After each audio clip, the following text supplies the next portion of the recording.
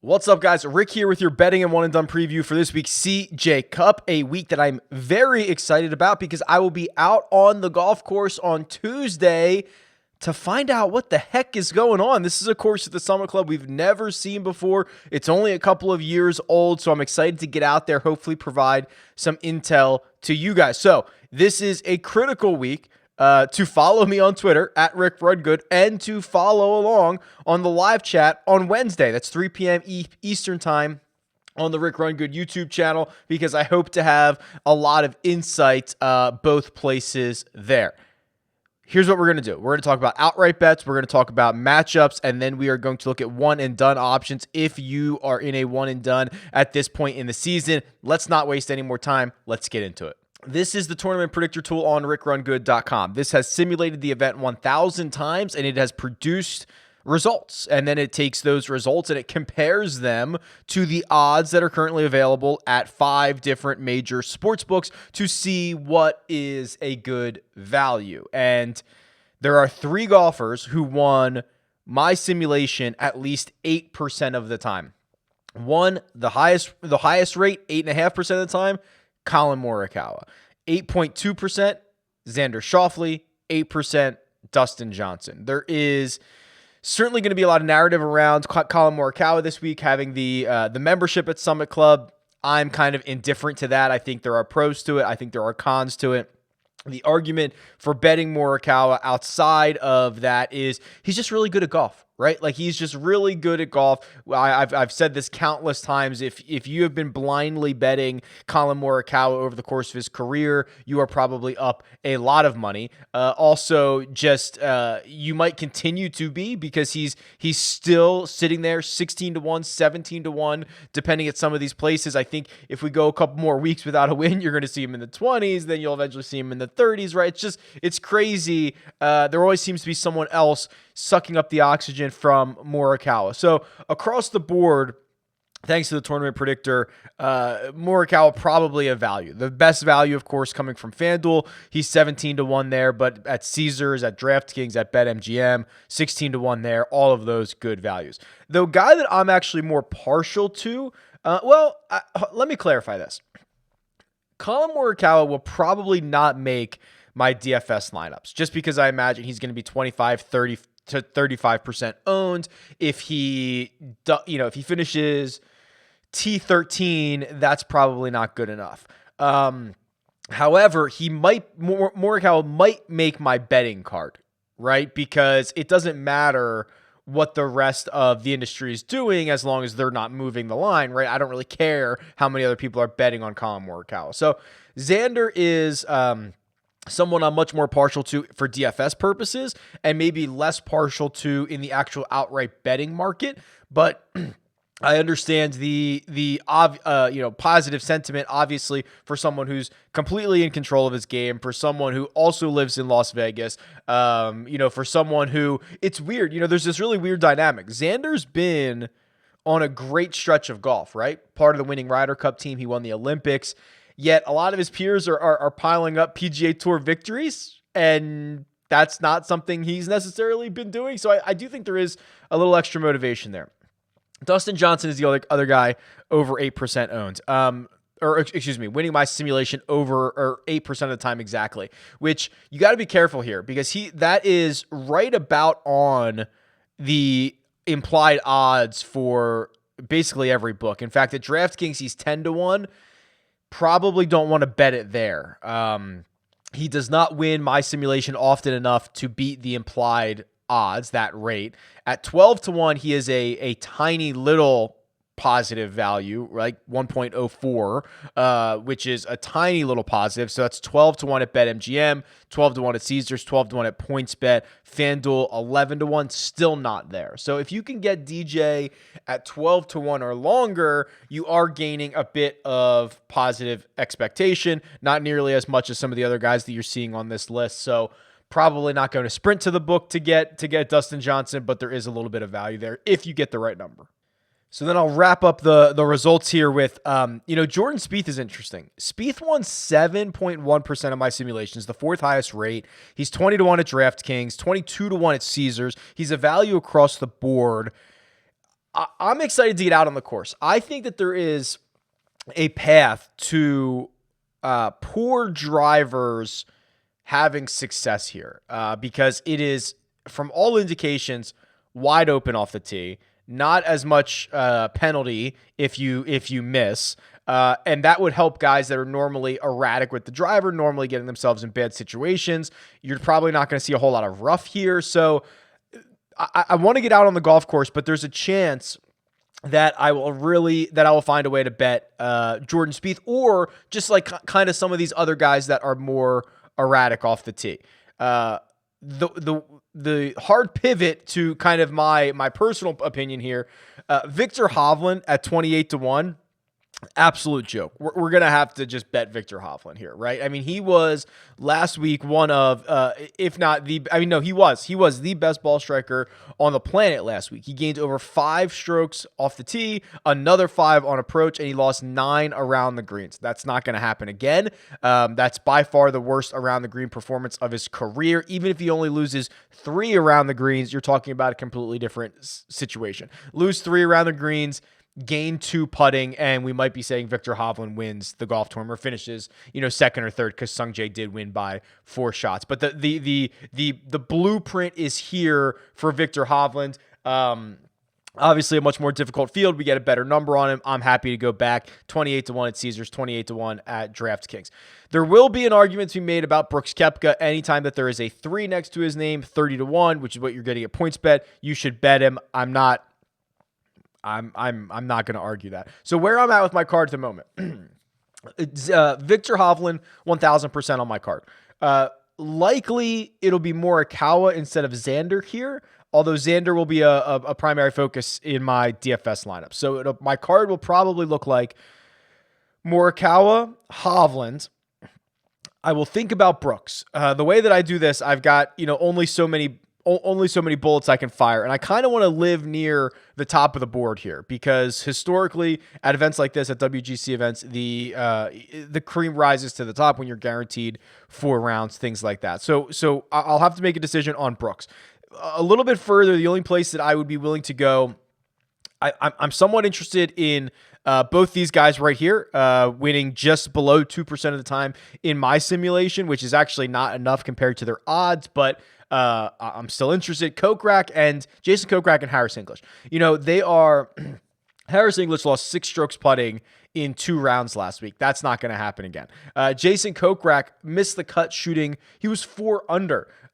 Gained strokes on approach. You could throw Webb Simpson into that category. These 3 guys, Kokrak, English, Simpson, I think they are good bounce back, buy low candidates with legitimate winning equity, which if you go further, I think you start running out of that legitimate win equity. So those are 3 names I've circled. I have not decided on how I'm going to actually roll those guys out yet. I probably rank them English, Kokrak, Simpson, 1, 2, and 3, and we'll keep an eye on it. Further down the board, I've mentioned Aaron Wise and Alex Noren a lot this week. Again, probably better for DFS purposes. I will say this. I don't think a guy at 130-1 is going to win, but Cam Davis is incredibly interesting to me. Not only are you getting him at twice the odds of other guys that I like, Alex Noren, Aaron Wise, but he is a winner recently, right? He's won in the last 6 months, won at Rocket Mortgage. Why was Detroit Golf Club perfect for Cam Davis? Because you could hit it far and not worry about where it was going to go. That might be what we have this week at Summit Club. Now, obviously, a field that is head and shoulders deeper than it was at the Rocket Mortgage, but 130-1, you've got my full attention, 4 guaranteed rounds. He played well on Sunday at Summerlin. So again, just to recap, my card at the moment is certainly going to be Hovland, Cam Davis, and probably Colin Morikawa. And then I will fill that out with probably 2 of Brooks, Kokrak, English, and Simpson. Probably 2 of them. I won't be able to get all of them onto my card. Hey guys, real quick, not sure if you heard, but Caesars bought William Hill and they have now rebranded the William Hill Sportsbook as Caesars Sportsbook. And because of this, they're going absolutely bonkers outside their mind with promotions. And the big one is that they're offering $5,000 in free bets. That is not an exaggeration. You did not mishear me. $5,000. It's the highest I've ever seen. It is by far, I'm sure, the highest any book has offered since gambling has become legalized state by state. It's absolutely nuts. You don't have to use it for golf. You can use it for whatever. Go to RickRunGood.com/bets. See if it's available in your state. I'll keep you updated as more states roll out. I know there's a couple coming on the horizon here, but my goodness, it is something you should definitely be taking advantage of if you have not yet. Let's turn our attention to matchups. And I find this fascinating. First of all, DraftKings has Dustin Johnson in a bunch of different matchups. Let's just run through these. And I think that before I throw these all up, and let me change this since the start of 2021, that's usually a time frame that I like to go with. I have a feeling that the model, so what you're looking at right now, the head-to-head matchup tool on RickRunGood.com, it looks at the running strokes gains for any two golfers. You put in any time period, and it pumps out the likelihood that one wins over another. I'm almost certain Dustin Johnson is going to be a dog to basically everyone here. He has not had a good year. It took one Ryder Cup to get him back to the top of betting boards. I'm going to imagine he is a dog in all of these. So let's see. So first one is Dustin Johnson versus Rory McIlroy. There you go. I'm wrong. Immediately wrong out of the gate. Okay. I have Dustin Johnson winning this 56% of the time, -130. He is -120 at DraftKings. So a lean towards DJ, probably not big enough to bet it. The other ones are Xander. So Dustin Johnson versus Xander Schauffele. Again, am I just the worst at this? DJ is a favorite here as well. -118, which again, he's -110 at DraftKings. So a small lean, probably not big enough to bet it. And then the final one is Justin Thomas. There you go. Justin Thomas is the favorite here. So, okay, I have JT winning this 56% of the time. He's actually -105 to DJ's -115. So there is a bet here. Justin Thomas over Dustin Johnson. That's interesting to me because, oh boy, the way that DJ's been putting, I think, is certainly underrated. But the results haven't been there, but still, I guess he's gaining enough strokes. Interesting. Okay. Oh, this is a good one. Couple of buddies here. Gooch versus Homa. And Gooch has been really, really good. He's actually the favorite here, -115 over Max Homa, who is -105 at DraftKings. I have Homa winning it 52% of the time, very close, -110. That is probably a no bet. Let's find, this one's interesting as well. Hovland versus Sungjae. Sungjae dealing with everything that comes after the victory, but doesn't even have to fly to another city, gets to stay in town. Sungjae, nope, not Sung Kang. There we go. 54% in favor of Victor Hovland, 45% in favor of Sungjae Im. You probably can't bet either side of this because Hovland's -125. I have him at -119. Sungjae is +105. I have him at +119. So you can't bet either side of that. Let's find one more before we talk about one and done. Ooh, I want to get guys that have a lot of rounds on here. This one's kind of interesting. Cameron Tringale. These are the types of ones that you make money on. It's not the stars, right? Tringale versus Adam Scott. I have Scott winning this 53% of the time, -115. He's +100. Cameron Tringale at DraftKings is -120, and I have him as the dog here. So I think the two bets we found were Justin Thomas over Dustin Johnson and Adam Scott over Cameron Tringale. Those would be the areas that I would go to. Let's talk one and done quickly. I know a lot of you, I know a lot of you are still in one and dones. Like, I know we're in the swing season and most of them are going to start in January, but the amount of messages I get, the amount of tweets I get, I know a lot of you are still playing one and dones.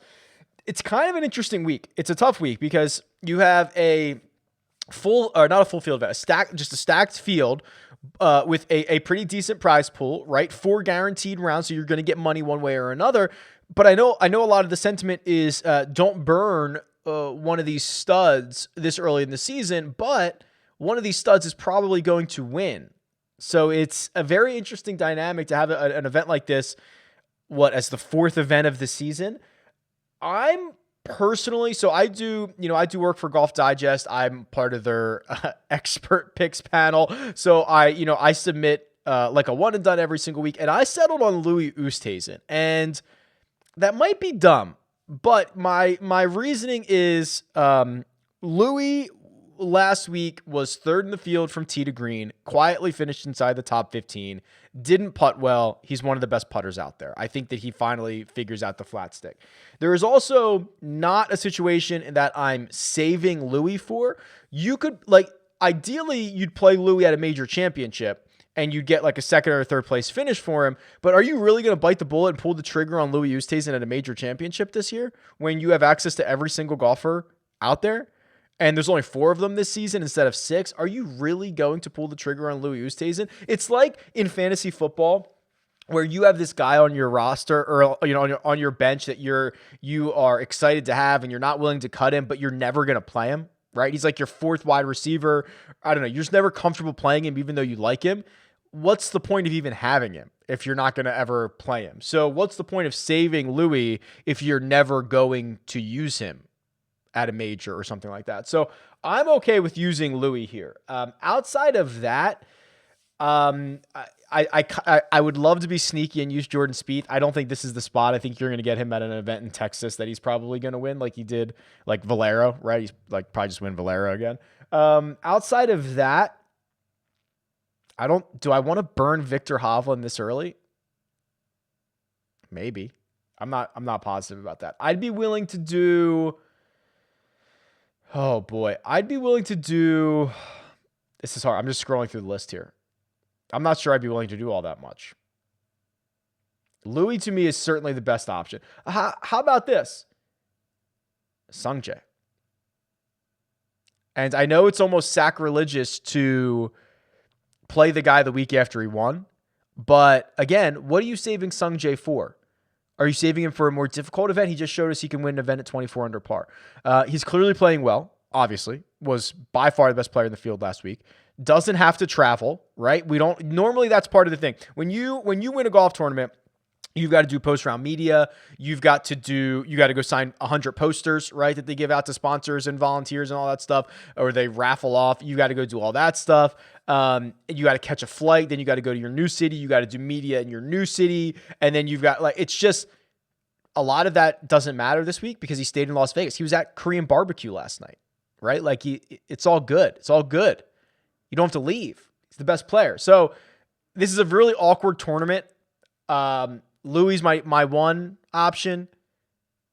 Sungjae's a sneaky 2 option, and if Sungjae gets you a top 5, you're probably thrilled with the payout. So I don't know. You tell me. Tweet me at RickRunGood. Leave a comment below who you would play in one and done this week. Really awkward timing for this event right out of the gate. Otherwise, make sure you follow me on Twitter because I will be at Summit Club this week, and I cannot wait. Best of luck this week. I'll talk to you guys soon.